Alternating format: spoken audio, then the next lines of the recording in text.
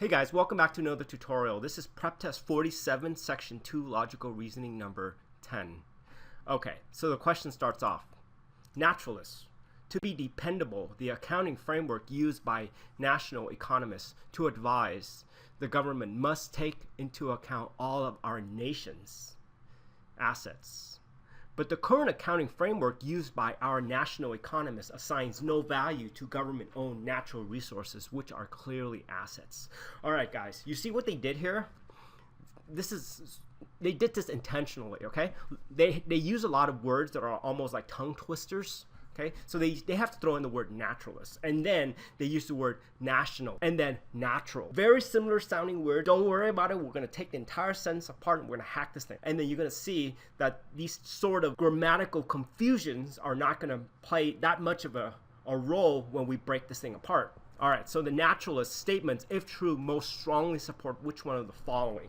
All right, think of must be true questions as having a gradation, okay? It's going to range from weak all the way to strong. So since this word here, most strongly, it has been qualified, just like what lawyers do, okay? So this has been qualified by saying most strongly support. So we're dealing with a strong must be true.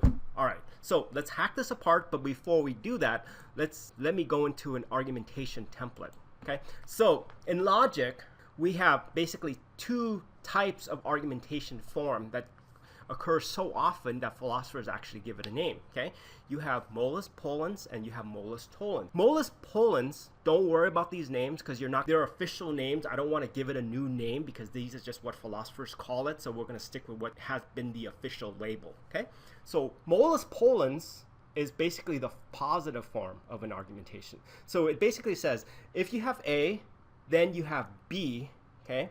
Then premise 2, if I give you A, conclusion, ding, ding, ding, you have to have B, all right? So that's the positive form.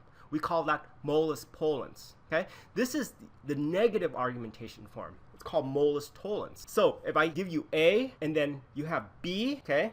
Now premise 2, if I deny B, ding, ding, ding, your conclusion have to be, then you have no A.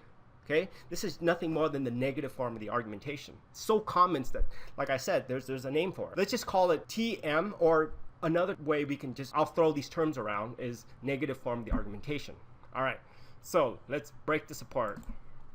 Premise 1, to be dependable, the accounting framework used by national economists to advise the government must take into account all of the nation's assets. Okay, you notice this word, guys? To be dependable. To be dependable is functionally the same as if I was to say, if it is dependable, anything that is dependable, when it is dependable, okay? Means functionally the same thing. It's a hypothetical. So since it's a hypothetical, we can say if D, arrow, NA, which stands for nation's assets, okay? So this is how we would diagram this whole entire sentence. The difference that we're dealing with now is instead of dealing with individual words, we're dealing with entire sentences. So what that means is that we're taking entire sentences apart and we're symbolizing it. That's all it is. It's another way of paraphrasing something. Okay, so we're taking this entire convoluted sentence and breaking it up into symbols. That's all we're doing. Take apart premise 2, but the current accounting framework used by our national economists assigns no value to the government-owned natural resources. See, they try to confuse you again. National, natural, okay, and no value, which are clearly assets. Okay, this is all done intentionally, guys, to get you confused. We're not going to let them do that, okay? All this mumbo jumbo just means that you have no natural assets. So basically, it fits the mold perfectly. If I give you A, and then you have B, premise 2, not B, therefore, ding, ding, ding, conclusion, not A, okay? So let me show you how this fits the mold nicely. All right, so let's take a look at our original template here. If A, then B, not B, therefore, not A. Well, look at our argument over here. Dependable, therefore, national assets, no natural assets, therefore, not dependable, okay? All right, so now that you guys broke this all down, let's see what we have. Okay, so A, economists' indifference towards destruction of natural resources will lead policymakers to poor decisions. Okay, so this here is what we call beyond the scope, because we know nothing about poor decisions, we know nothing about indifferences. Remember, with must be true questions, your world are basically up here. Your world is basically the sentences that they give you up here. Okay, you can't bring anything new to the party. It's not like an assumption question where you're allowed to bring new stuff to the party in order to make the argument work or to make it valid. Remember that? With must be true, that's not the case. You have to derive what is given up here down here. Okay, so we have to bring the conclusion to the party.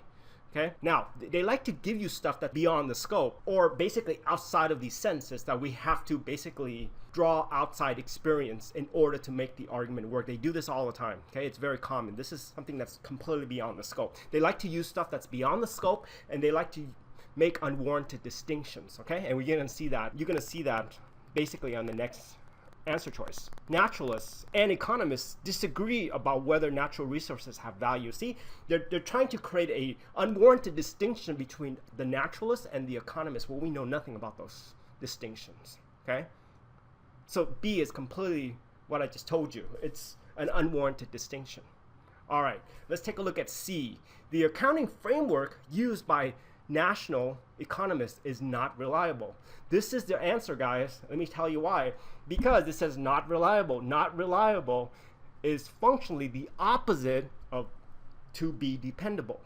Okay? So if something is not dependable, then it's not reliable. Okay? So that's functionally the same as saying not D. That's why this is the answer. So C is the credited answer. Okay? But let's take a look at D and E. Natural resources are vital economic assets for every nation. Well, again, this is completely beyond the scope, okay? Because we don't know if it's vital economic assets, okay? For every nation, we just know for this nation. All right, so E, changes in the environment have a value that is not representative in any accounting framework. Again, we know nothing about this. We only know what happens, but we don't know what when it does not happen. Okay, so this is exactly what it is. Changes in the environment have a value that is not representative. We don't know anything if it's representative or not representative, guys. We just know basically when you have this, well, then this is dependable, yada, yada, yada. We don't know anything about whether it's representative or not. This is, again, beyond the scope. Okay? All right, so the answer is C. All right, guys, so we proved this argument using this template. Congratulations, and I'll see you guys in the next tutorial. QED, that means we basically prove this whole entire statement. QED says that which must be proved, and that's what we did. All right, guys. So don't forget to like, share, and comment, and I'll see you guys next time. Thank you.